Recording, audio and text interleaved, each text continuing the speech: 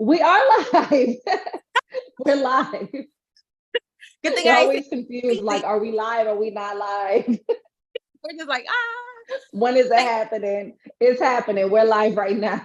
So happy wellness, physical wellness Mondays. Coach Dr. Ness. yeah.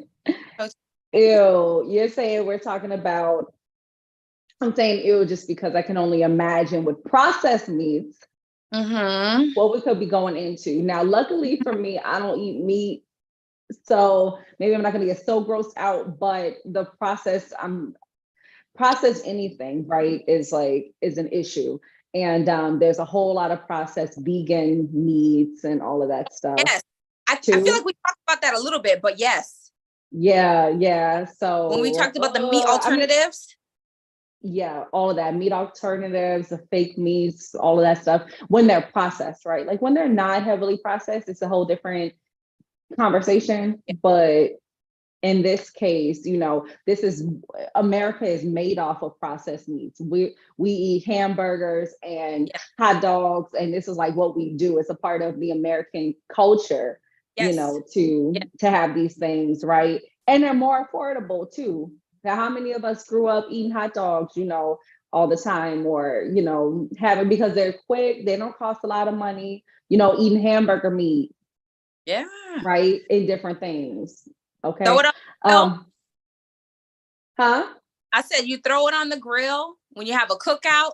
It's, inexpensive, or like it's affordable to feed a lot of people with hamburgers and hot dogs.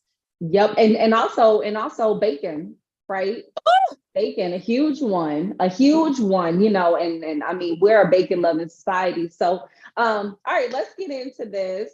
We got some time, and let's talk about it.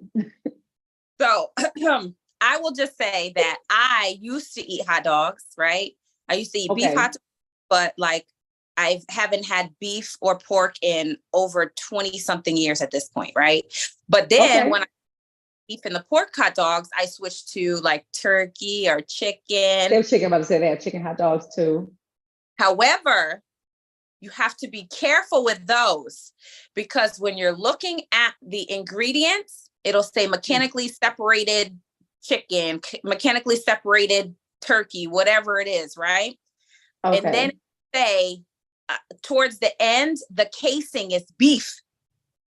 Oof. So you see that you are eating just chicken or just turkey, but they tricked you.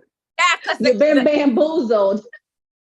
You've been bamboozled. You're gonna get that beef, and boy, wait, what is the point of that? That's really the question. Like, what is the point of hiding in some beef when you're trying to just have some chicken? Like, I don't get it. The point is, the point is the casings that they use, how they make the beef casings, it costs them, the manufacturer, less money. So they can, right? So they can. It's all about the money. Yeah. Just think of all about the money. That's what it is. It's about the profits. They can stretch that sheet of beef casing further, and it doesn't take as much. And it's more expensive if you're going to use like a turkey casing, right? The process to get to that, or the chicken casing, it's a little bit more expensive to do that. So when we're making things on a big scale, we want what's best for our margins, right? If we're a manufacturer, they be putting anything into these processed meats, chicken nuggets. I'm thinking of all the different things that people eat that is like, oh my gosh. Like, okay, I think starting from square one, what is processed meat, right? Just to make sure that everybody is on the same page and that they know exactly what we're talking about, because, you don't want to assume that people know. So processed meat is any meat that has gone through a number of processes so that the actual form that you're getting it doesn't look anything like its original form, right? So if you get a piece of grilled chicken, right, or like a chicken thigh or chicken wing, you can see the structure. But if it's processed chicken, it's usually just mush, right? And then I'm going to talk about that a little bit, but it's gone through a whole bunch of processes. Things are added in, it's gone through a bunch of like, what do you call them? Like grinders, right? To make it super, liquidy kind of. I don't know if that's the right term, but it does get really mushy. If it's not solid, girl, it is not. Is it a solid? Is it a liquid? Is it a gas? You know what I'm saying? It's easy. You're right. Well, and they go through these machines that like pump out the air because they, they're turning them, grinding them, making them so that they form them into whatever shape they want them to be in, right? Yeah, like baby food. Yes. Yeah. And then they're going to go through other processes to make it a little bit hard, to give it a little bit of texture. They'll add chemicals to that. I'll talk a little bit about some of those. And then they add like a final coating so it looks like whatever that food is that you're used to. So if it's a hot dog, it's going to be in a hot dog shape. If it's a strip of bacon, it's going to have like, the ridges. It's going to have like the outline, the side of fat, the side of meat. If it's chicken nuggets, it's going to be in those little nugget shapes, right? So it's going through all these processes, but each step, there's a purpose for each step. So it goes from basically you start with a bunch of meat pieces. The pause is epic. Meat. It's right? Like you didn't even want to call it that. Yeah, because honestly, it's just any part of the animal. Any part of the animal, right? Bones, teeth, cartilage, anything. Okay. Right?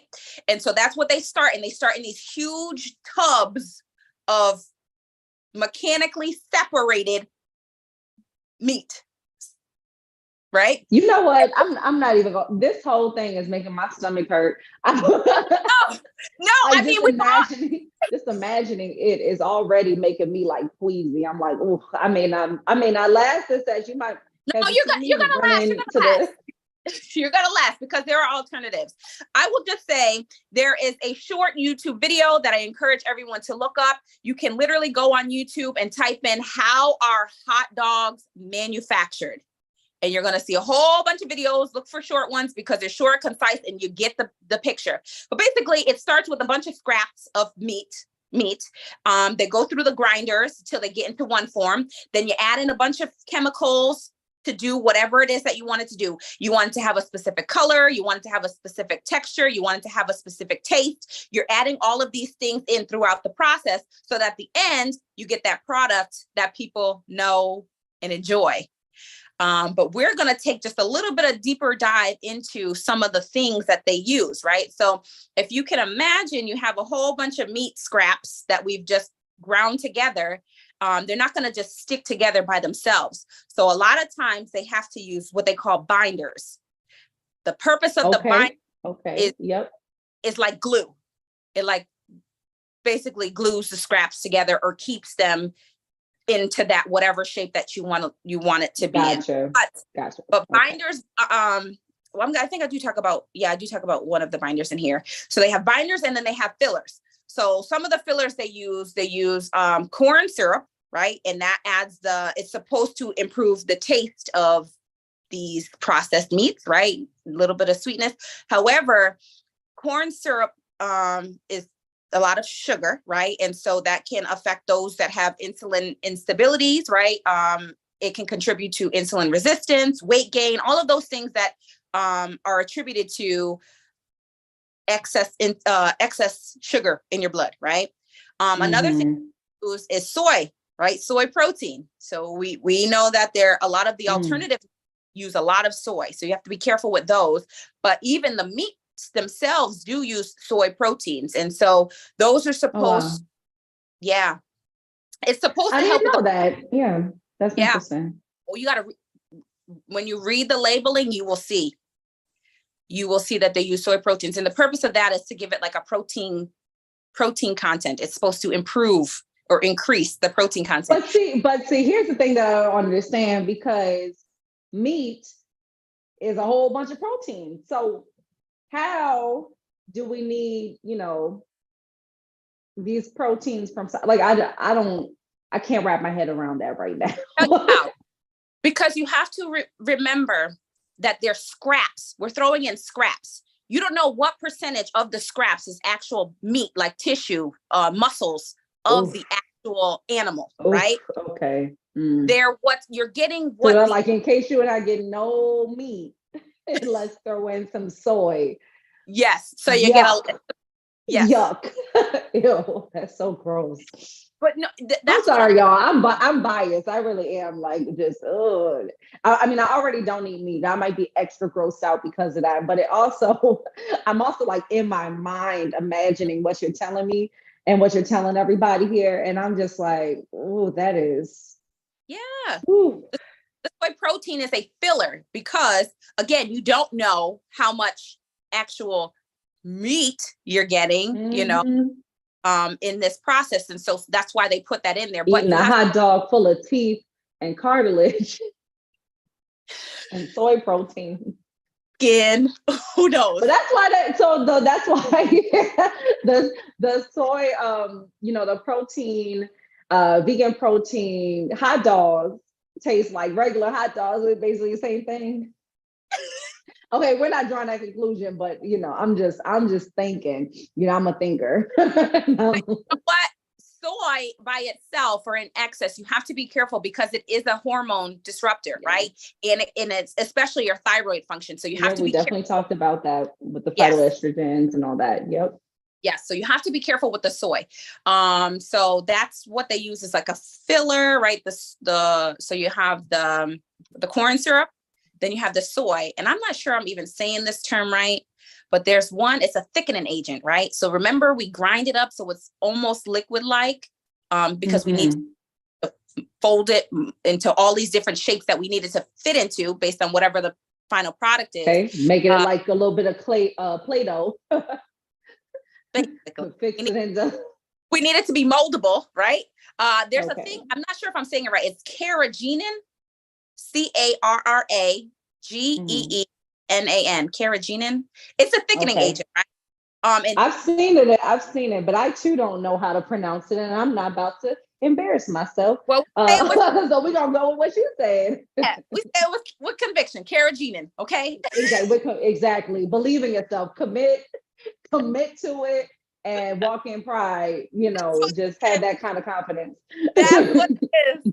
So that is a thickening agent, right? Because remember, it's super mushy. And so now the texture. So that's what they added. That's why we add it to these processed meats. But it disrupts our digestive system, right? Our body doesn't like that, and it causes inflammation.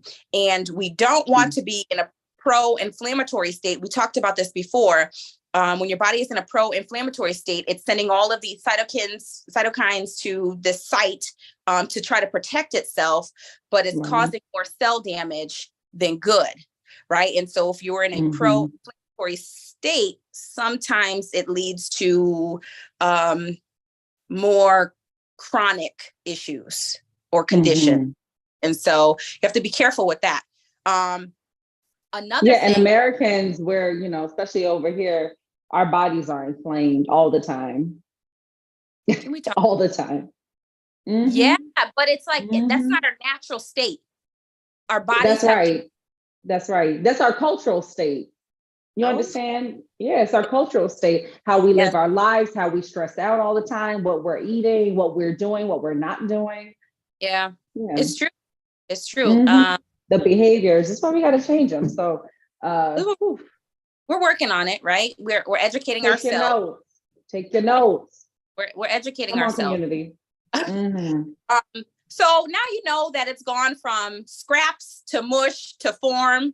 But we need to make sure that our scraps to mush to form stays that way as long as it can, right? Because we want to increase our shelf life. So what do we?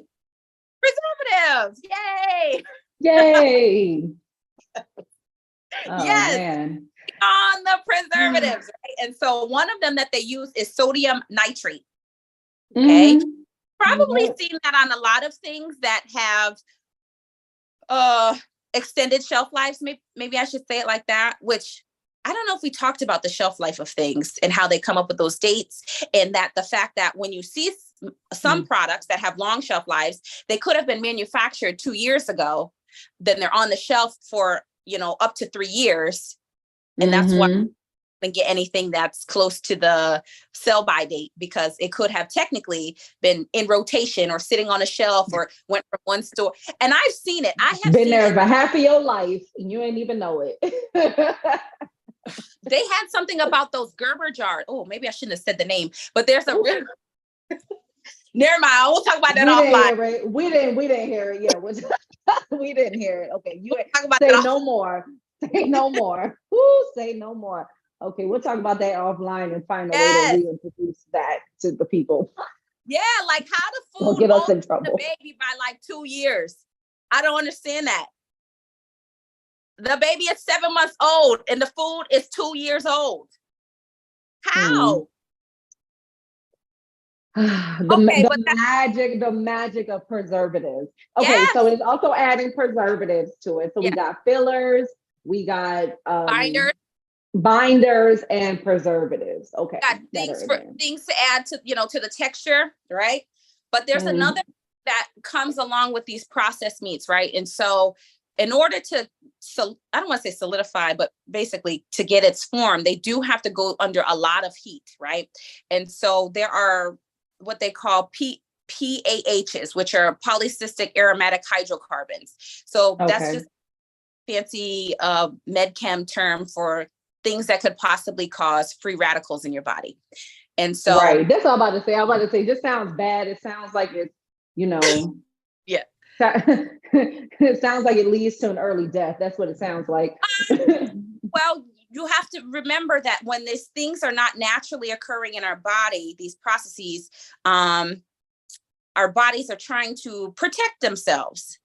And so a lot of times, there's things that go on, our body's trying to do what's best for us, but sometimes ends up hurting us, but it's trying to protect us. And so those things, the PAHs, have been linked to a lot of cancer, specifically prostate cancer, pancreatic cancer, and colon cancer. So, so just be mindful that throughout this process, yes, you have your binders, yes, you have your fillers, yes, you have your texturizers, yes, you have your tasting things that they're added to enhance the taste, but the actual process themselves or processes themselves can be a little harmful. They're dangerous. Could be, can be, right? And so I really encourage everyone to get on YouTube, type in how are hot dogs manufactured, and watch a short clip on the process themselves. And I'm telling you, they'll have containers of beef, but it's liquid, right? So you don't, basically liquid that's the part. Beef. Drink it with a straw. Well, they have to put it in to add to the, the flavor, to give some of the flavor of the whatever the meat is that you're ending up with. But when you look at it, it's like a golden liquid, like a straw liquid that they have to pour to. But to get to that liquid state, you got to think it was a creature, an animal. That is wild. That's wild to think about. Because this is the thing. Like, we like to, get out. Well, people who eat meat, I think for the majority, there's some, outliers who are like, I like to go and slaughter my meat and, okay.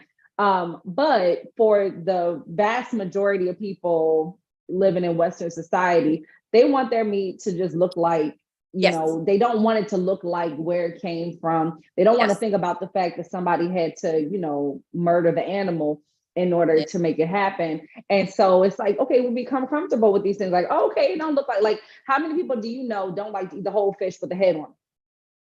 Right? That's true. That is so true. They're like, nope, I'm good. Give me that fillet, please. They don't want to see the eyeballs. Example. They don't want to see that it had a face.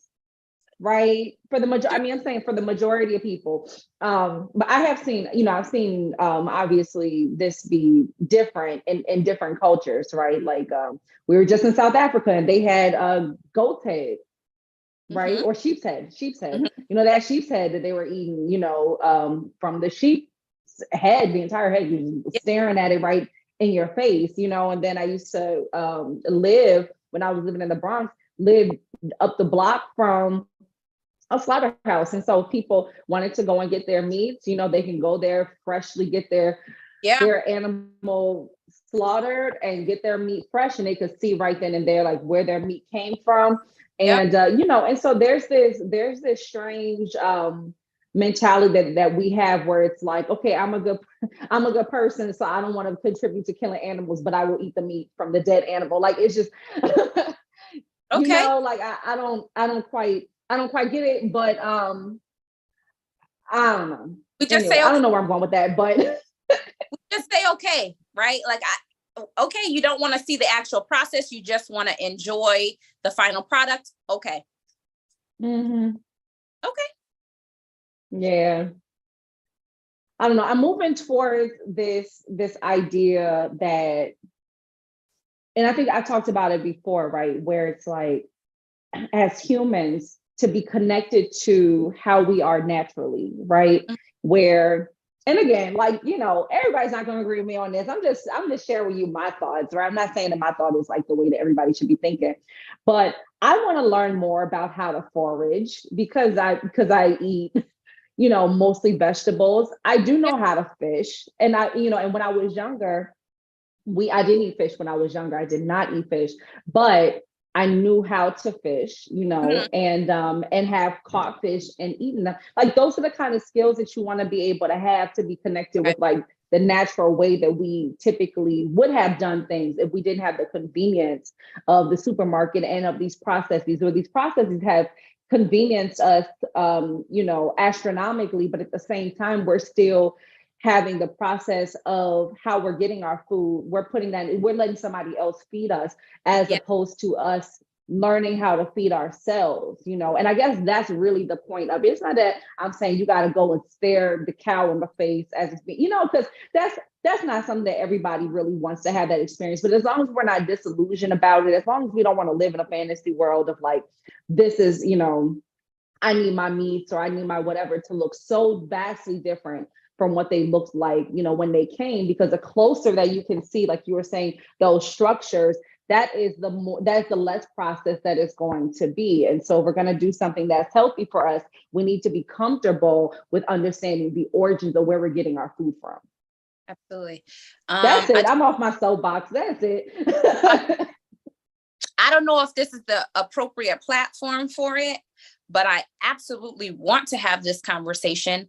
I saw recently in the news that they were asking farmers that have like meat, Mhm. like cattle farmers, to vaccinate their cattle with the. Yeah, you sent me that out. You sent me that article. Yep. Go ahead. We can talk about it. We got 10 minutes. No, Go ahead. I mean, Let's I'm going to have to do a little bit more research on that, but I would like to have that conversation, right? Because we we're can talking. definitely have the conversation. Wait, hold on. I cut you off though. Can you just say what it is again now that the conversation we would be having? Okay, so there's a legislation that is being proposed that is making it basically a mandate or a requirement that U.S.-based cattle farms, or if you have like beef, if you have beef, that you vaccinate your cattle with messenger RNA vaccine, and I'll just leave it at that. So Right. But I I would thought the like. other part of the argument was should they be informing people Oh this yes, meat has this in it, right? yes, So yeah, so I mean that's the thing. You want to know what's in your food. You know, is it bioengineered? You know, going back a couple of conversations around, is it, you know, does it have bioengineered ingredients in it? Has it been heavily processed? You know, is there vaccines and is there medication in your meats? You know, and in your food, right? That kind of stuff. So all of these different things, you want to know what you're consuming. right. That's it. You know what you're consuming. And I really think that the more skills that I get, I need somebody to show me. So if anybody out there can show me how to be completely sustainable in an urban environment with Oh, little to no space, come on now. Come on oh, now. I would just say like get familiar, acquainted with a local farmer. right? Because a lot of if there's a local farmer, if that's a big if. I said in an urban environment, where there's not a lot of access to local farmers. But my thing, and this is a big detour, so we're not going to stay here. But my thought is aquaponics. You know, something like that. Aquaponics. So that's really where my mind is going. It's got to be something like that has a plentiful, you know, you don't need soil. You just need like fish. And I don't know how all it works, but basically these systems, you can set them up and they can be set up indoors, and they have a bountiful what is it called? Harvest. There you go. Yeah. I mean, somebody, if in the comments, let us know, because now I got another thing. You know, but like, I mean, where we are, we do have access to quite a few local farmers. So, but it's always important to know where your food is coming from, the process it's gone through, or processes it has gone through. With keeping in line, just for a brief second, with the vaccines for the cattle, remember when they giving antibiotics to the livestock and people were so outraged, but now we've just become accustomed that they have antibiotics in them. All the chickens have antibiotics. You'll get some of the labeling that says raised without antibiotics or antibiotic free. It doesn't say that explicitly, then you can probably just believe that it been exposed to some type of antibiotic. And I know there's arguments for and against, but it's always important to know what you're consuming, because it's not like these animals are consuming things and then the minute you cook the meat, everything that was in that meat is no longer in that meat. Doesn't always work that way, right? Same thing with the human body, right? Like if there's an illness in a human body, when that human body is no longer breathing, that doesn't mean the illness just stops like that. Right. That's why conditions, they have to quarantine the bodies and do all of that other stuff before anybody can even touch it or do anything, because some of these things live a little bit longer, or, you know, they can't outlive.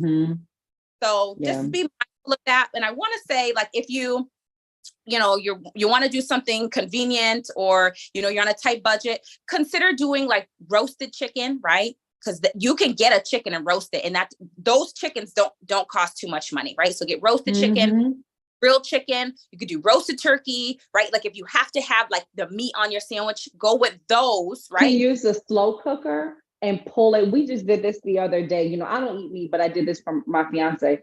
Slow cook and then pull, and then just pull the meat just comes right off the bone. And pull it. Now she's got a whole bunch of like pulled chicken. Yes. You know? And you can, however you want to use Put it. some barbecue sauce on it. Or you can do that with pulled pork or something like that, right? That way you're in control of what's actually going into these things. You can make your own bacon out of, you know, like there's all these different ways that you can have a more natural, less processed food experience, you know. And these are just some of the ways, but if you got to do a hot dog, though, don't do it often. Don't do it often. That is one. I mean, you can enjoy a hot dog, but always be mindful of the ingredients. If there's a super long ingredient that you've never seen before, I just encourage you to just look it up. Do a quick Google search of that word, and then you'll make your determination. Okay, well, this is used for this. Wait a minute. You know, whatever the outcome is for whatever that word is that you see that is super long, you've never seen before, or you never looked at before, just take a look at it and say, well, I don't know what this is. Okay, mechanically separated meat. Okay, stock. Whoa, what is this? Right. And do a quick search, and then you decide if that's what you want to do. But for our homework, I am encouraging everyone to just get on YouTube and look up the process of how hot dogs are manufactured. And you're going to drop that into our community, Absolutely. Absolutely. It's only 5 minutes. What I was looking at was only 5 minutes long, but when you see it, man. I'm gonna watch it. You ruin some people's entire existence with this video. You can't ruin. Be like, I've been eating hot dogs all my life. I've been doing this all my life. and here you I come know. ruining everybody. No, I'm just joking. Let's not talk I'm about just the joking. spam and the Vienna sausages Oh, now. guys. Oh, Lord. Yeah. Okay. Because I didn't had, prior to me being pescatarian, but even when I was a vegetarian, because I was a vegetarian for a long time. And, prior to all of that, I have tried Yeah. spam before. I think on a cracker or something. Vienna sausages. This is like what you do when you are they pop up, at least for me in my life, they popped up at times where I didn't have a lot of money. The ramen noodles, you It stretch. know, Yep, it stretches. um, they stretch, but what's in them is not good for you. And so we want to say, like, listen, we're kings and queens here on this Mm. planet. We want to eat like royalty. How do we do that? And it's a thing that we keep talking about. How do we do that in a way that is affordable, right? In a way that, where you can still feed your family. If you have a family that you're supporting or that you're cooking for, or, like, how can we do this in a way that works with the everyday person living our everyday lives? Like, that's really the thing that it keeps popping up. We don't do it on purpose, but it keeps popping up because it's like, this is all good in theory, but like, okay, if that hot dog pack was such and such dollars, and now you telling me I got to do this alternative, one costs more than the other. So, how do we get the satisfaction of the craving that we have for the hot dog? Because I didn't had my vegan hot dog cravings or the corn dog cravings, and I'm like, oh, I want that. That's all I can think about. How do we satisfy that, but not satisfy it too often, right? Right. And then how do we get our day-to-day groceries to reflect something that is both healthy for us and something that is affordable for us? Right. I will say, we pay for convenience. Okay. We pay for one when you pay for convenience, whether it's through your health or through your finances or your money. Right. Yeah. Looking at the store, if you're going to get meats, pay attention to, they have like the thinly sliced strips or the big pieces of meat. The cost per pound is less when you get the big pieces of meat, but now you got to do the work to cut them up to the sizes that you want.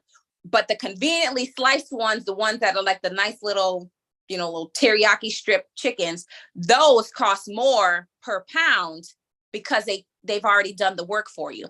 But if you're okay with doing a little bit of work, cutting up the chicken how you want to cut up the chicken, you will save money doing it that way. So don't always go for what's already conveniently packaged, the size you want, the skin is off of it. You don't always have to do that. Especially if you're on you're being conscious of how you're investing your money in your food, right? Get the bigger pieces of meat and cut them up yourself. If you want to skin, get the one with the skin and take the skin. You're just going to have to do a little bit of work to get that process, to get it how you want it, but you're going to save money doing it that way. Okay.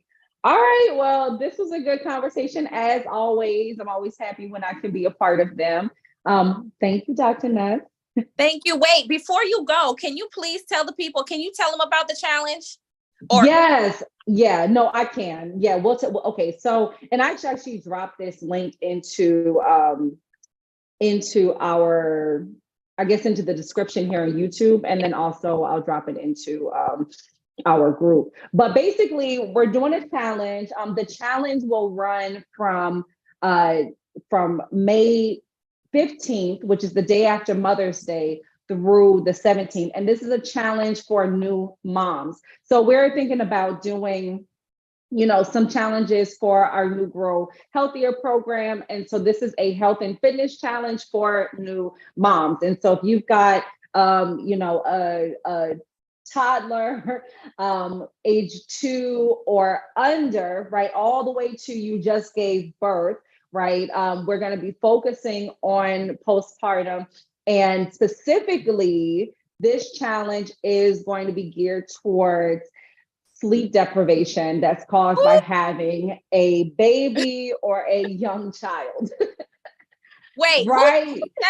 Who said that stops at 2? Because we have a 2-year-old. I don't know. Oh, he's still 2 though, isn't he? Or did he just turn 3? He just turned 2.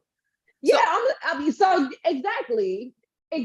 So we're not saying to stop to 2. We're saying like you are still 2. Like I think they get a little bit more mature at like 3 or 4. At least that's what I saw with my goddaughter, right? And with my nieces and my nephews. I have a bunch of them. I got more nieces and nephews than I can count on 2 hands. You understand? And so and so it's like, I realized, okay, that 3, they're starting to talk a little bit more, getting a little bit more independent, and like with the cognitive stages of human development, just how that impacts them. Really, at 2, that's why they call it terrible 2s. You know what I'm saying? We call it terrific because I don't want him. I love that. I know you're so positive. I love that. Terrific 2s. We expect the other T word. We expect terrific behavior in this house. So that's why we call it the terrific 2s. I'm not mad. I like it. I'm not mad at that at all. So day one on Monday. So we're okay. Let me back it up. So we're accepting registrations from today all the way up until Mother's Day, Sunday. Okay. This is a free challenge, so it does not cost anything for anybody who is a part of the challenge. Your challenge will begin on Monday. On day 1, we're prioritizing self-care and sleep routines. And there's a course, so there's a 3-day course and workbook that follows this too. So you'll be learning a little bit, and then you'll be doing exercises that are specific to where your body and your womb healing may be.